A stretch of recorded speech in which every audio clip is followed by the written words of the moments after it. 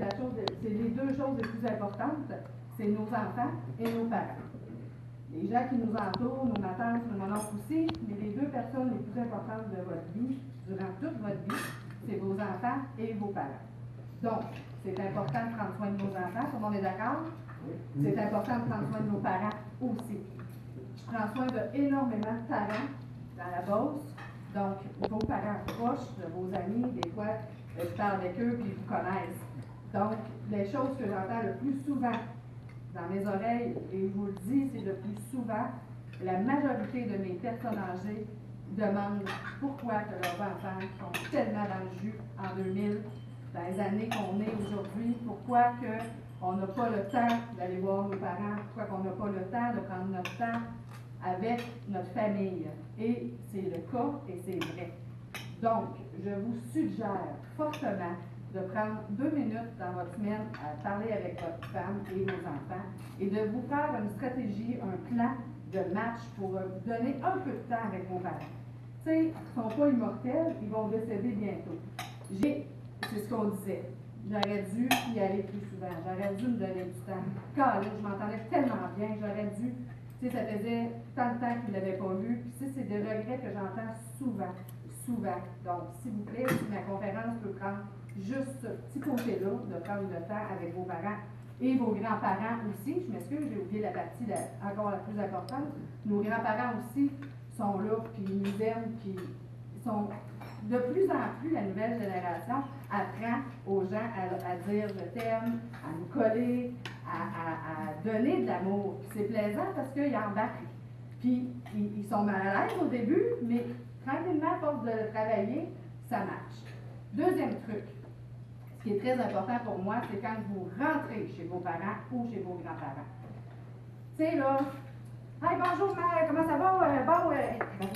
Que de neuf cette semaine, là? Y a-t-il quelque chose de spécial? Y a-t-il date de fille qui est gobelet, ça, là? Vous me connaissez, je suis pas stressée. Je suis tout le temps go, go, go. Mais quand je rentre chez mes personnes âgées, c'est tellement plus la même personne. Tu sais, Pierre-Luc m'a vu au Château Bellevue avec les gens. Je me fonds dans la personne avec qui je suis. Si la personne a l'air de bonne humeur, ben, je me mets de bonne humeur, mais toujours calme. Rentrez pas si vous n'avez pas le temps de rentrer. Allez-y pas, ça donne à rien. Vous les stressez pour rien. Puis s'ils ont besoin de quelque chose, ils vous demanderont à rien. Parce qu'ils savent que vous êtes dans le jus, ils savent que vous êtes pressé. Puis, jamais vont vous déranger, là. Puis je vous le dis, là, c'est effrayant le nombre de paroles que j'entends. C'est j'aurais aimé ça avoir exemple. Cette semaine, je m'en vais faire couper les cheveux d'une de mes personnes âgées. Mais son fils lui promet depuis cet été. Ça fait un bout, là. C'est pas parce qu'il veut pas, c'est parce qu'il n'a pas le temps. Puis, il faut prendre le temps. C'est pas long d'emmener sa mère ou son père se faire couper les cheveux pour qu'il soit beau pour Noël et qu'il soit content. Mais tu sais, pour sauver du temps, il y a toujours des solutions. Surtout avec moi. Moi, je dis, écoute, je vais l'emmener, je vais lui faire couper ses cheveux, puis pour sauver des sous puis du temps, je vais acheter la teinture, puis c'est moi qui vais lui faire sa teinture. Parce que ça, je suis capable de le faire, je le fais depuis des années. Donc, c'est donner un peu d'amour à ces gens-là qui va les rendre très, très, très heureux. Et je crois qu'ils le méritent. Puisque parents, ceux qui sont tous parents ici, on donne notre vie pour nos enfants. Donc, quand ils sont rendus âgés, ils ont besoin de nous parce que c'est difficile d'être âgé. C'est épuisant, juste aller prendre un bain, juste se lever pour aller manger, si mettons sont dans une résidence, aller manger en bas avec les autres, ils reviennent, ils font tout un somme. Ils sont brûlés. C'est un petit effort qui leur demande énormément. Ça, c'est mes conseils pour les gens en santé. Maintenant, je tenais absolument à vous parler aussi des semi-autonomes et non autonomes. Avez-vous entendu parler cette semaine, à Tout le monde en parle, et dans le Journal du Québec et de Montréal, il parlait des CHSLD. Ça fait pitié, les CHSLD. Si vous avez vos parents là, s'il vous plaît, appelez-moi là. Appelez les services pour vous aider à aider vos parents. Parce que ces gens-là, c'est pas, puis je veux vous détromper sur quelque chose de très important, c'est pas les préposés qui sont pas corrects, c'est pas les auxiliaires qui sont pas corrects, c'est pas l'infirmière qui est pas correct. C'est comment c'est rené que c'est pas correct. On est toujours pressé, on est toujours à la course, on est tout le temps go-go avec ces personnes âgées-là, et eux autres, ils nous regardent aller puis ils capotent. Eux autres, dans le temps, ils prenaient leur temps de s'occuper de chaque membre. Il y avait 14 enfants, on en a un qu'on capote. Eux autres, ils en avaient 14. OK? Fait que quand ils se ramassent en résidence de personnes âgées ou en CHSLD, dans mon cœur à moi, ils méritent tout notre respect, tout notre temps et tous nos besoins. Tous ces besoins doivent être comblés. Tu sais, aujourd'hui, là, c'est des semi-autonomes et des non-autonomes, mais je veux surtout vous parler de la maladie Alzheimer. Tu sais, ces gens-là, là, on pense souvent, puis c'est plate, là, mais je le dis, j'ai des preuves à l'appui. On va les rencontrer. Ah, c'est pas grave, elle s'en souviendra pas, je vais faire ça vite, vite, vite, vite. Elle se souvient pas de ce que vous avez fait, mais elle va garder le sentiment. Tu sais, la mémoire d'un Alzheimer, d'une personne qui souffre de ça, là, malheureusement, là, la mémoire qui part en dernier, c'est la mémoire de l'émotion. Donc, si vous l'avez rendu nerveux, stressé quand vous êtes allé, il va rester avec ce sentiment-là à chaque fois qu'il va vous voir. Il ne comprendra pas pourquoi. Mais ça va être le sentiment qu'il va ressentir parce que c'est le dernier sentiment que vous lui avez offert. Donc, c'est très important que quand vous allez voir vos parents ou vos grands-parents, prenez votre temps. Tu sais, quand même que vous avez une demi-heure, c'est pas grave.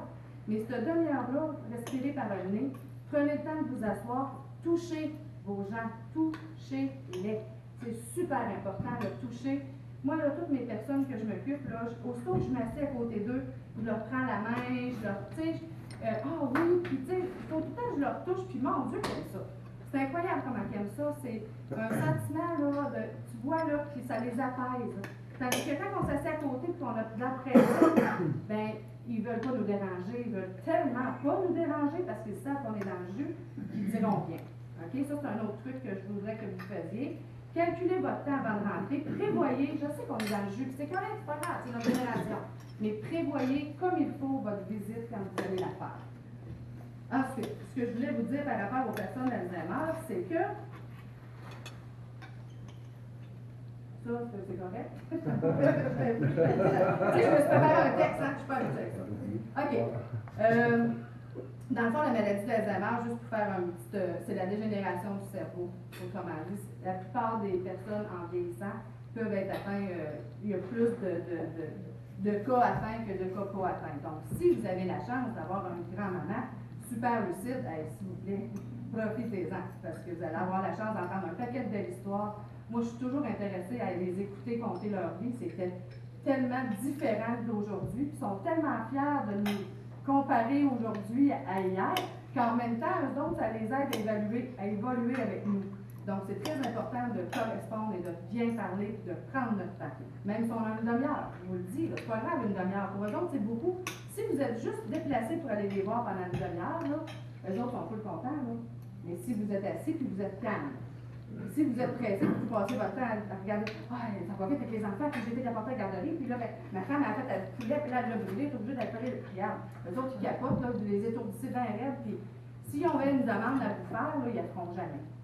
Mais si vous rentrez, puis vous êtes calme, puis vous prenez votre temps avec eux, vous dites, est-ce que vous manquez quelque chose, grand-maman, ou maman, ou papa, ou n'importe qui, là.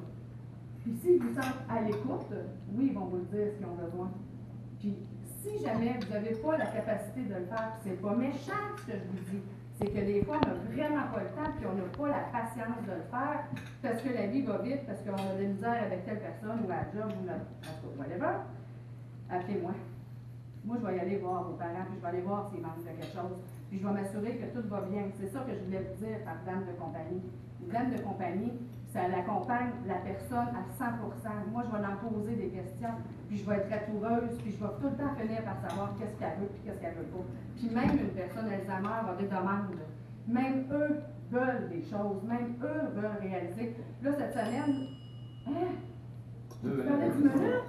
Veux-tu garder ton 2 minutes pour continuer ton texte? Non, j'ai des questions. J'en ai une. Est-ce que tu sais pourquoi il y a des personnes qui commencent à faire de l'Alzheimer aux alentours de 70 ans? On pense que c'est une maladie de 80-90. Il y en a, ça commence si jeune. Est-ce que toi, tu es au courant de pourquoi? Bien, j'ai été témoin, ma coiffeuse, sa mère, elle a commencé, c'est pas l'Alzheimer, c'est un autre nom que malheureusement j'ai pas, mais elle a commencé ça à 60 ans. Puis ça, là, ça évolue full rapide. Il y a une cause à ça que ça commence. C'était pas héréditaire dans cette famille-là, je sais pas, Arsène, je suis pas capable de te répondre. Moi, là, la seule réponse que je dis souvent à mes clients dans ce temps-là, c'est soit de faire des recherches ou de s'adapter tout simplement et de ne pas se casser la tête. Tu sais, la personne, c'est un être humain encore. Donc, c'est d'en profiter le plus Puis je souvent pense qu'il n'y a pas de possible. médication qui fait que. Donc, Ça, c'est une opinion qui est très vaste. Moi, j'aime pas ça parler de mes opinions par rapport aux médicaments. OK, autre question. Je veux pas rentrer là-dedans. Question, parce que C'est bon. C'est quoi t'en penses de la zoothérapie avec les personnes âgées? C'est merveilleux.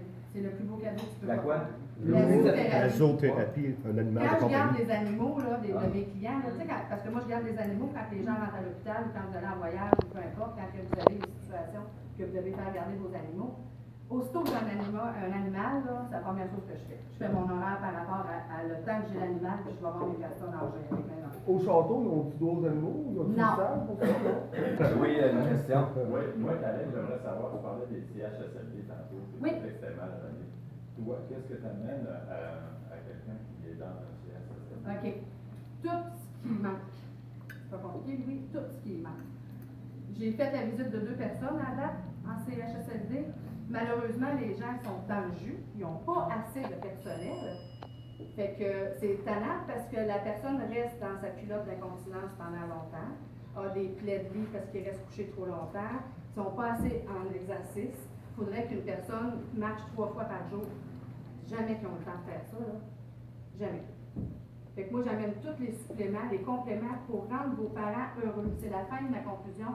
Je veux que vos parents, que votre entourage soit heureux, puis je veux que vous le voulez aussi. Tu sais, c'est la plus belle chose qu'on ne peut pas leur offrir avant leur décès, qu'ils décèdent heureux. Parce qu'ils le méritent, parce qu'ils ont travaillé fort, autant que nous autres on travaille, c'est juste différent. Fait qu'ils méritent d'être heureux, puis je vous en prie, donnez-leur ça comme cadeau. Ça coûte une bagatelle. Écoute, on se paye TELUS, on se paye des charmeux, on se paye des ci, on se paye des ça. On vit au-dessus de nos moyens, puis nos parents, ils sont placés, puis ils se bercent, puis ils font rien que ça dans leur journée. Merci beaucoup. C'est mon commentaire.